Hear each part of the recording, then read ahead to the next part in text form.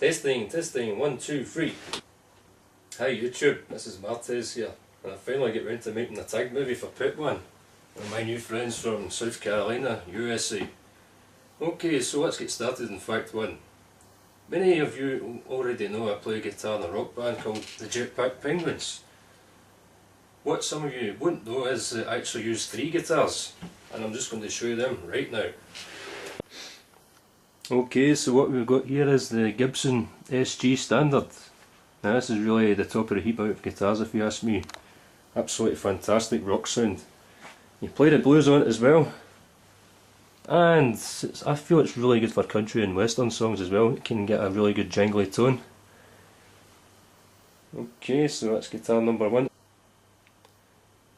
So what we've got here is a custom made Fender Stratocaster, and I refer to this guitar as being the beef guitar, usually because I use beef slinkies as strings, really heavy gauge strings, and I tune them down to a B, if you can hear that there.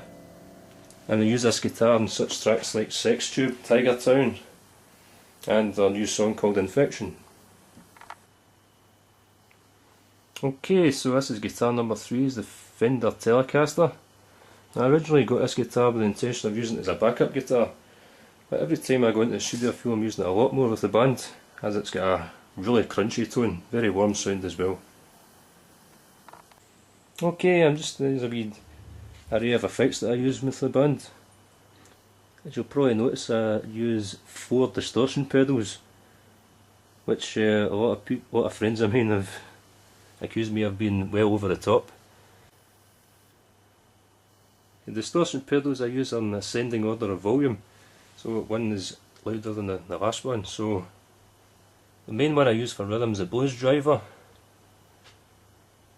Next one up is the overdrive / distortion.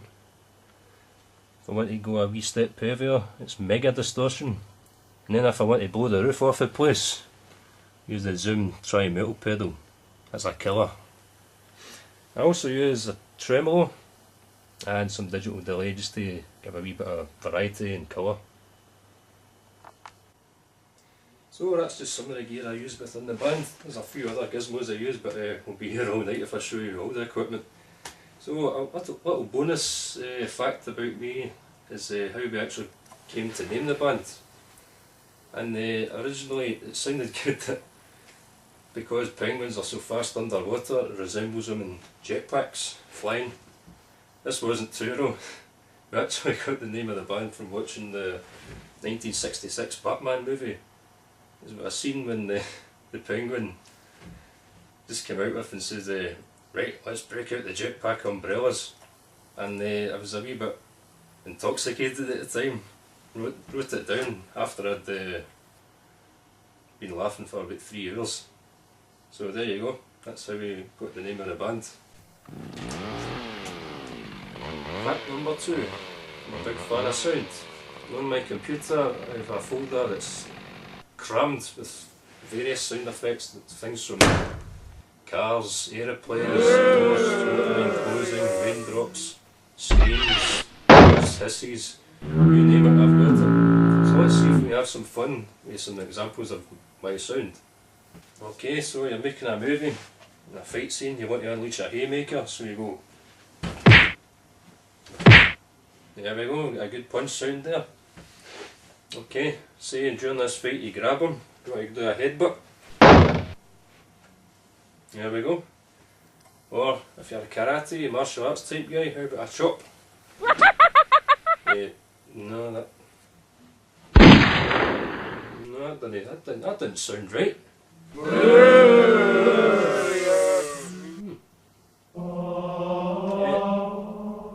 Hold on. In addition to sound effects, I also make music in a program called Fruity Loops on the computer. I'll just let you hear some wee examples of that just now, starting with this one.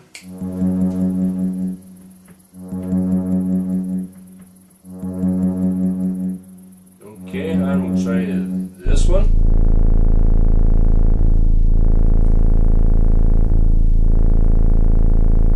And finally, this one.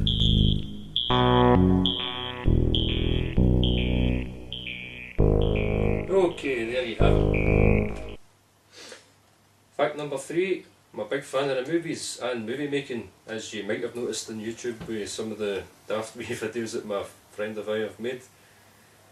But I like all kind of genres of movies, but I want to talk about the funniest scene of all time ever in a movie, which I believe is the stateroom scene in A Night at the Opera, the Marx Brothers. It's an absolute classic scene. It's simple but really, really effective. And what it is just a scene where there's a very small room and they see how many people they can cram in there with comedic effect. And I'm going to send this along with the tag movie to all my friends. Thank you. Fact number 4, I'm a big fan of profanity, swear words and wind-ups, and we've got a really weird sense of humour in this band, you know, so you can imagine there's been a few wind-ups every time we go into the studio. And one of my friends recently bought me this book here, 10,000 rude phrases that can be used in many different times. You know, I was actually thinking of learning some of these for some hecklers, you know. And not to say that we get lots of hecklers, but there has been a few. So I've been learning some words here to try and get back at them. But I'm going to let you know a word that's been around in Scotland for years, but it seems to be kind of dwindling these days. I don't hear it used as much, and it's a shame because it's such a good word to put someone down. The word is merely pronounced ball-bag, you know, and it can be used in such phrases, you know, well, just off the top of my head, say, Jimmy Three Hats is a ball-bag. You know, you could use it, well, I wouldn't go up to Jimmy Three Hats and call him directly, otherwise you might get a knuckle sandwich. Okay, final fact then. And the final fact is, I'm an absolute terrible actor, and I'm not much of a host either. That's why when I'm doing something with the camera, I prefer being behind it than actually on it. I'm not very comfortable unless I've got a script which I'm constantly looking at over there. Yep. Aside from that, I do try to do impressions. So I'm going to do 2 impressions now and see if you can guess who they are. Back, holy man, back, shaman. You can't beat the master. Well, the master's all powerful. Okay, that was a scene by an actor. It was in Salem's Lot. See if you can tell me who it is. Here's the next one.